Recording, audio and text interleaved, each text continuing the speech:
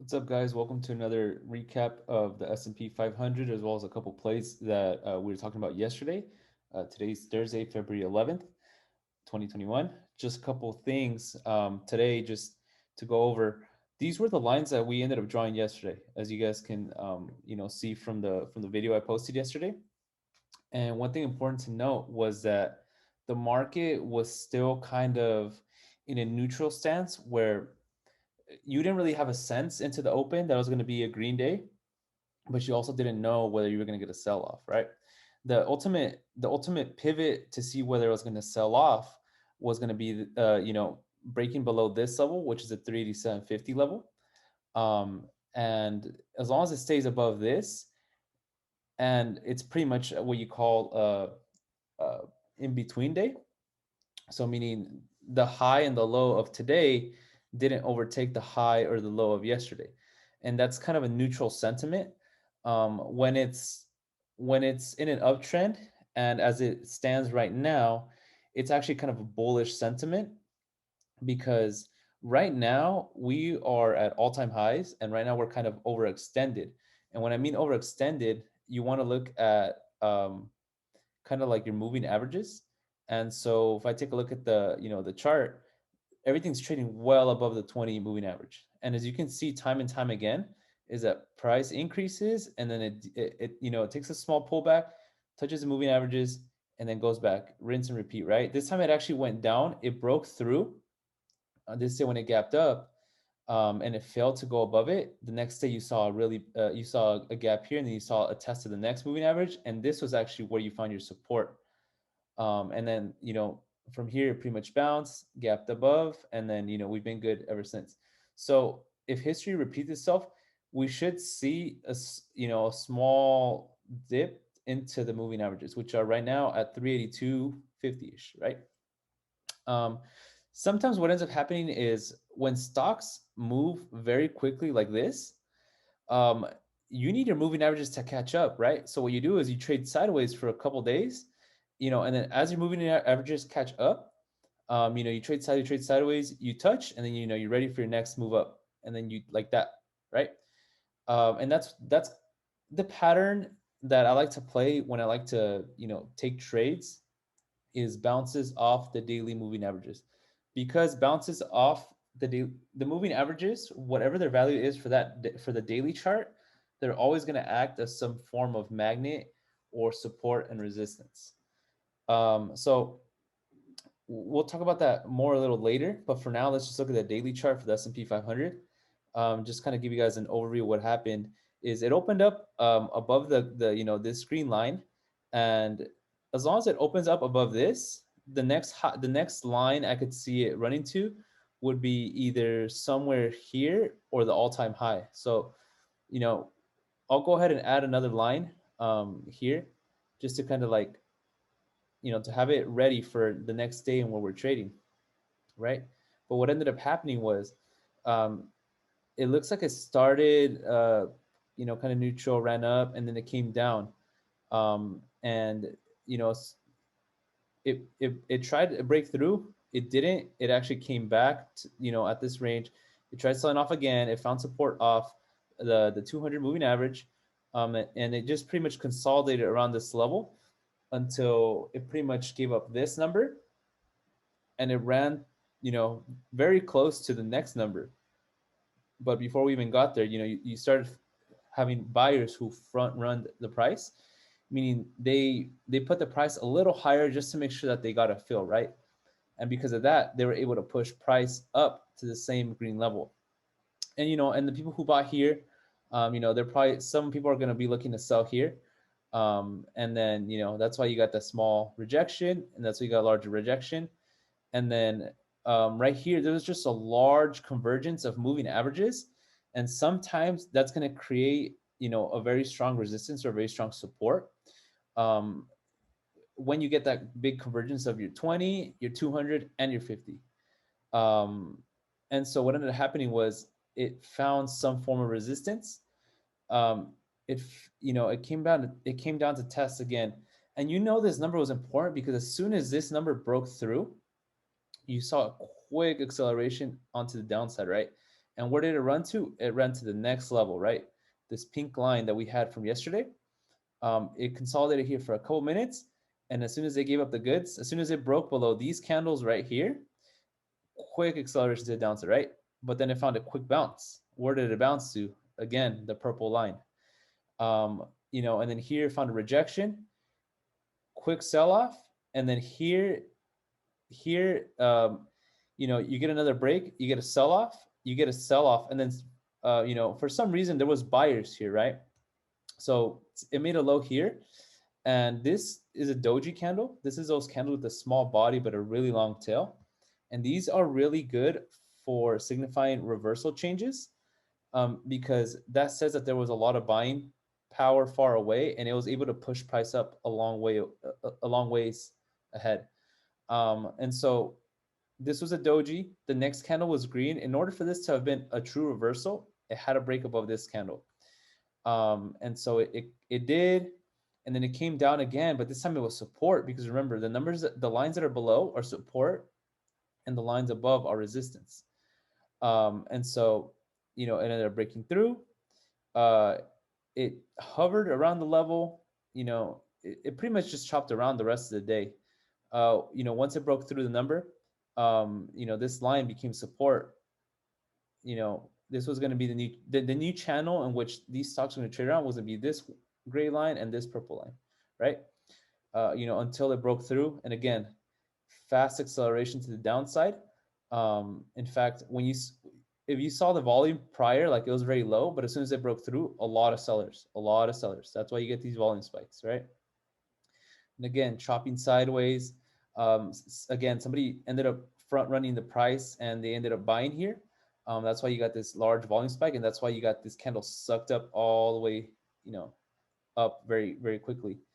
And so, it came to the purple again, resistance, and then it broke through. And then the next level it was going to run to was going to be this one. And once it breaks this, it can run to the green one, right?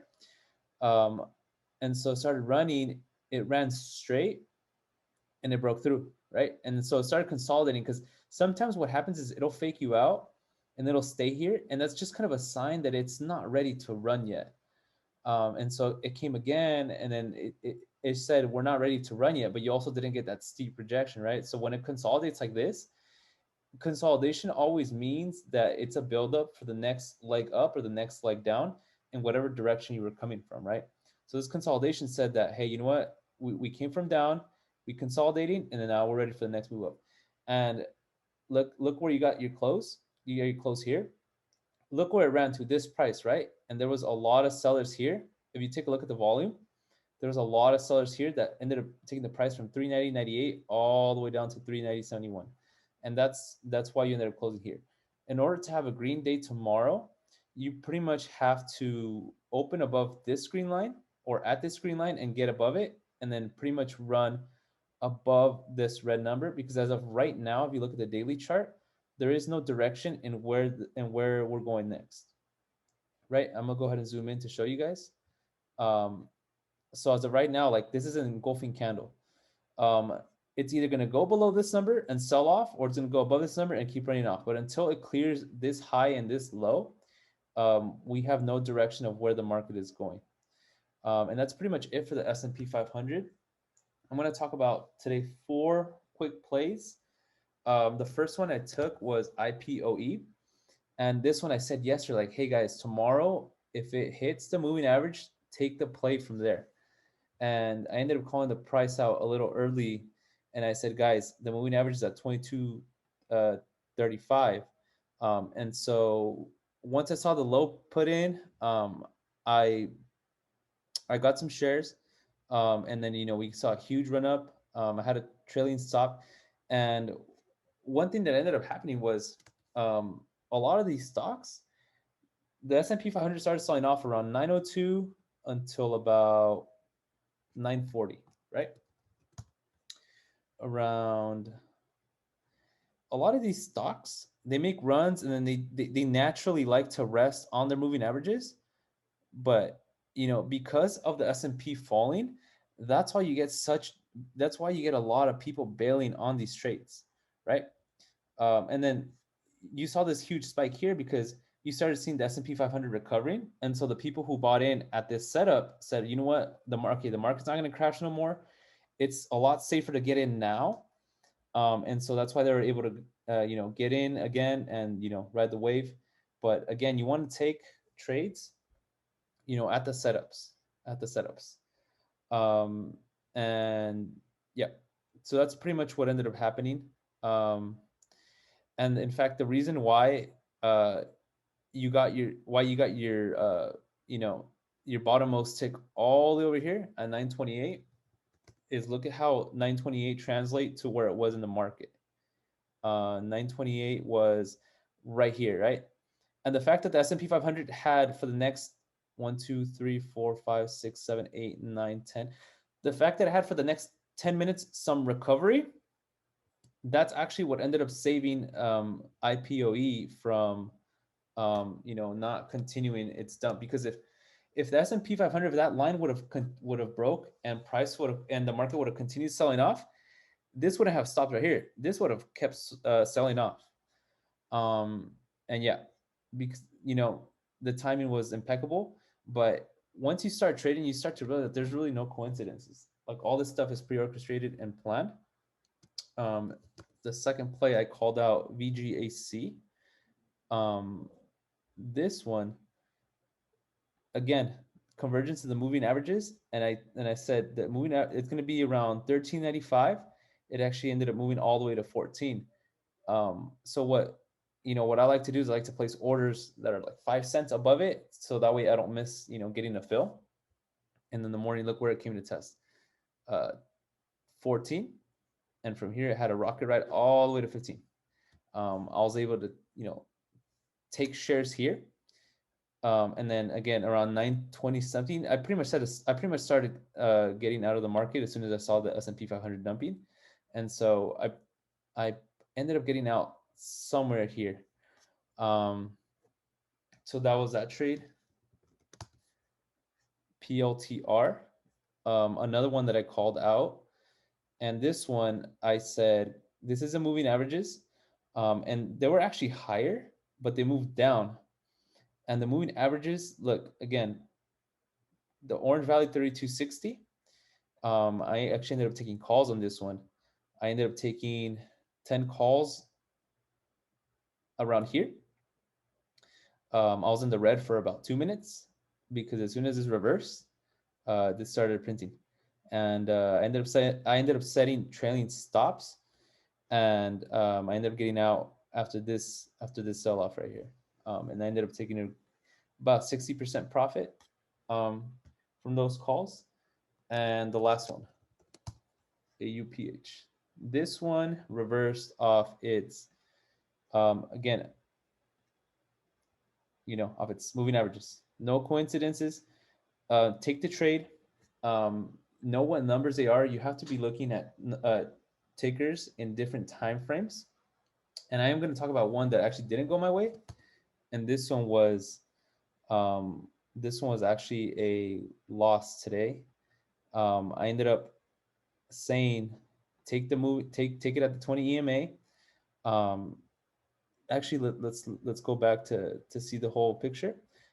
This was the pattern that I had drawn out a while back ago, and this is a channel in which Solo's trading in, and the fact that it ended up closing the day above this channel means that this play is still good.